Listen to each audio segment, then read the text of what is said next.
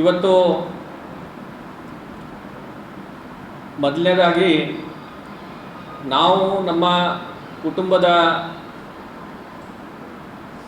ಜನರು ಸುಮಾರು 60-70 ವರ್ಷ ನಾವು ಕಲಬುರಗಿಗೆ ಬಂದು ಆಗಿದೆ.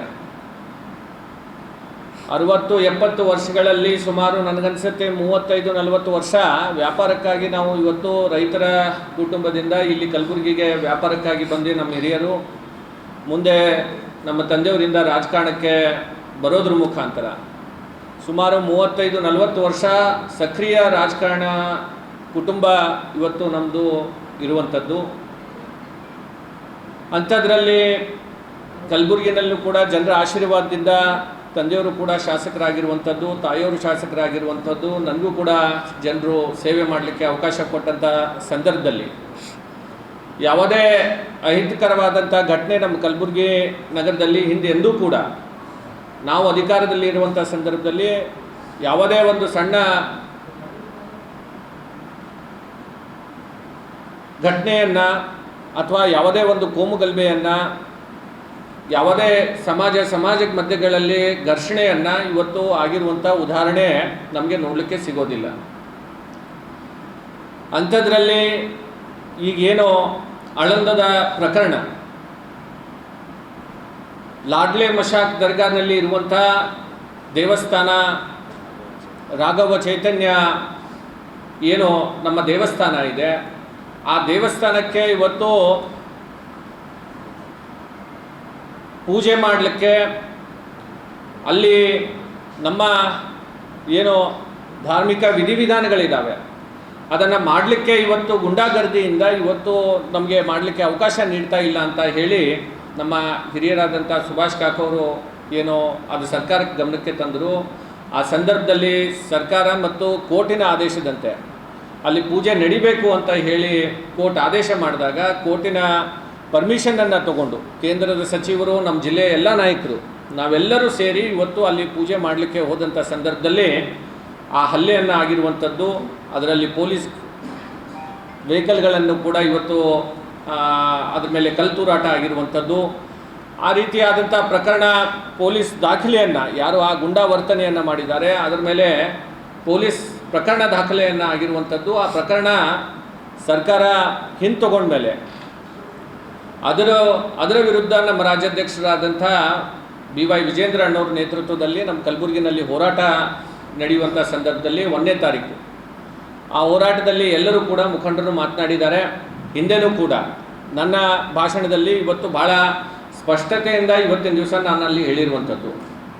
ನಾನು ಏನು ಹೇಳಿದ್ದೀನಿ ಅಂತಂದರೆ, ಕಲಬುರಗಿಯ ಜನರು, ನಮ್ಮ ಜಿಲ್ಲೆಯ ಜನರು ಯಾರು ಈ ರೀತಿಯಾದಂಥ ಅರಾಜಕತೆಯನ್ನು ಮಾಡ್ತಾರೆ, ಯಾರು ಈ ರೀತಿಯಾದಂಥ ಗುಂಡಾಗರ್ದಿಯನ್ನು ಮಾಡ್ತಾರೆ, ಯಾರು ರೌಡಿಸಮ್ ಮಾಡ್ತಾರೆ, ಯಾರು ನಮ್ಮ ದೇಶವನ್ನು ಬಿಟ್ಟು ನಮ್ಮ ವಿರೋಧಿಯ ದೇಶದ ಪಾಕಿಸ್ತಾನದ ಕಲಬುರಗಿಯನ್ನು ಮಾಡಲಿಕ್ಕೆ ಹೋಗ್ತೇವೆ ಅಂತ ಹೇಳಿ ಕೈ ಹಾಕಿರುವಂಥ ರಾಜಕಾರಣಿಗಳಿಗೆ ಇವತ್ತು ಕಲಬುರಗಿಯ ಜನ ಅವರಿಗೆ ಸರಿಯಾದಂಥ ಉತ್ತರವನ್ನು ಕೊಟ್ಟಿದ್ದಾರೆ ಅಂತನೋ ಮಾತನ್ನು ನಾನು ಹೇಳಿರುವಂಥದ್ದು ನನ್ನ ಭಾಷಣದಲ್ಲಿ.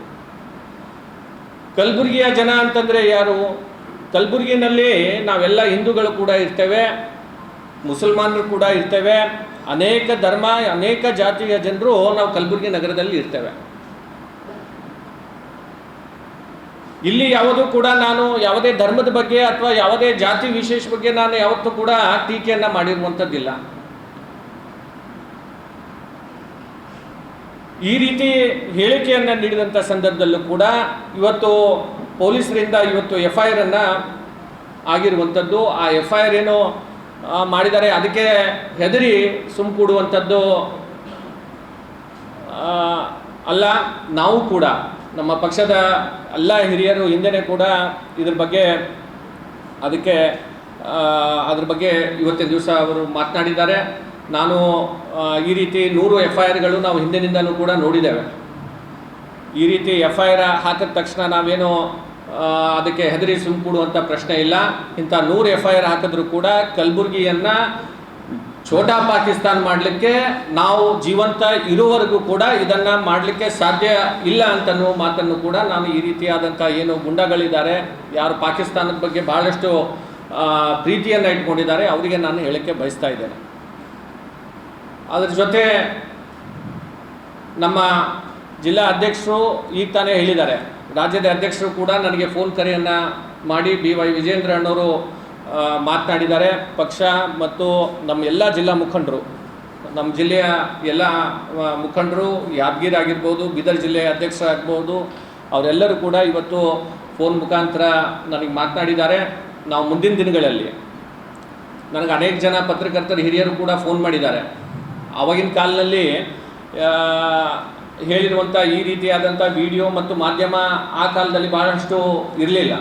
ಆದರೂ ಕೂಡ ಇವತ್ತು ನಾವು ಹಿಂದೆ 2004ರಲ್ಲಿ ಪ್ರಮೋದ್ ಮುತಾಲಿಕ್ ಅವರು ಕಲಬುರಗಿಗೆ ಬಂದಂಥ ಸಂದರ್ಭದಲ್ಲಿ ಪತ್ರಿಕೆಯಲ್ಲಿ ಪ್ರಕಟಣೆ ಆಗಿರುವಂಥದ್ದು, ಮಿನಿ ಪಾಕಿಸ್ತಾನ್ ಮಾಡ್ತೀನಿ ಅಂತ ಹೇಳಿರುವಂಥ ಏನು ಪತ್ರಿಕೆಯಲ್ಲಿ ಬಂದಿದೆ ಸಂಯುಕ್ತ ಕರ್ನಾಟಕದಲ್ಲಿ, ಅದನ್ನು ಕೂಡ ಇವತ್ತು ನಾವು ನೀಡಿರುವಂಥದ್ದು.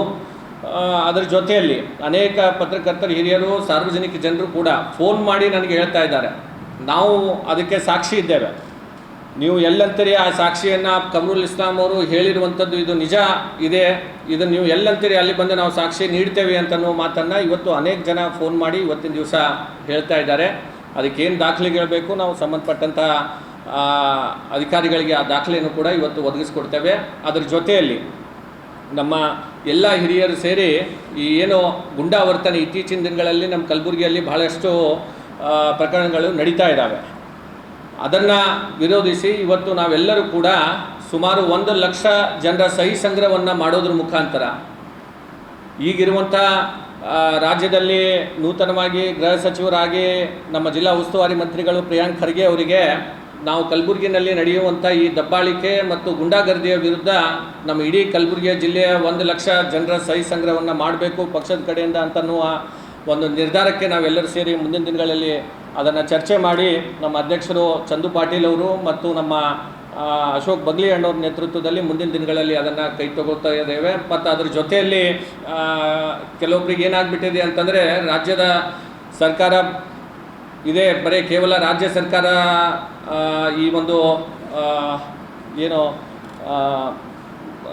ಕೆಲವೊಂದು ಜನರಿಗೆ ಏನಾಗ್ತಾ ಇದೆ, ಸರ್ಕಾರ ನಮ್ಮ ಜೊತೆಯಲ್ಲಿ ಇದೆ ಅಂತನ್ನುವ ಭಾವನೆ ಬಂದುಬಿಟ್ಟಿದೆ. ನಾವು ಏನು ಬೇಕಾಗಿದ್ದು ಮಾತಾಡ್ಬೋದು, ಏನು ಬೇಕಾಗಿದ್ದು ಮಾಡ್ಬೋದು ಅಂಥೇಳಿ. ಆದರೆ ಕೇಂದ್ರದಲ್ಲೂ ಕೂಡ ನಮ್ಮ ಸರ್ಕಾರನೂ ಕೂಡ ಇದೆ. ಕೇಂದ್ರದ ಉಕ್ಕಿನ ಮನುಷ್ಯ ಆಗಿರುವಂಥ ಮಾನ್ಯ ಅಮಿತ್ ಶಾಜಿಯವರು ಕೂಡ ಗೃಹ ಮಂತ್ರಿಗಳಿದ್ದಾರೆ. ಈ ರೀತಿಯಾದಂಥ ಘಟನೆಗಳು ಮುಂದೆ ಮತ್ತೆ ಇಲ್ಲಿ ನಡೆದಿದ್ದೇ ಆದರೆ ನಾವು ಕೂಡ ಕೇಂದ್ರಕ್ಕೂ ಕೂಡ ಒಂದು ಪತ್ರವನ್ನು ನಮ್ಮ ಪಕ್ಷದ ಕಡೆಯಿಂದ ಮತ್ತು ನಮ್ಮ ಎಲ್ಲ ಜಿಲ್ಲಾ ಮುಖಂಡರು ಕೇಂದ್ರದ ಗೃಹ ಸಚಿವರಿಗೂ ಕೂಡ ಮುಂದಿನ ದಿನಗಳಲ್ಲಿ ನಾವು ಇಲ್ಲಿನ ಏನು ಇದು ವೆಸ್ಟ್ ಬೆಂಗಾಲ್ ಮಾದರಿಯಲ್ಲಿ ನಮ್ಮ ಕಲಬುರಗಿಯನ್ನು ಮಾಡಲಿಕ್ಕೆ ಏನು ಹೋಗ್ತಾ ಇದ್ದಾರೆ, ಇದನ್ನು ಅವ್ರ ಗಮನಕ್ಕೂ ಕೂಡ ಮುಂದಿನ ದಿನಗಳಲ್ಲಿ ತರುವಂಥ ಕೆಲಸ ನಾವು ಮಾಡ್ತೇವೆ ಅಂತನ್ನುವ ಮಾತನ್ನು ಮತ್ತೊಮ್ಮೆ ಈ ಸಂದರ್ಭದಲ್ಲಿ ಹೇಳಿ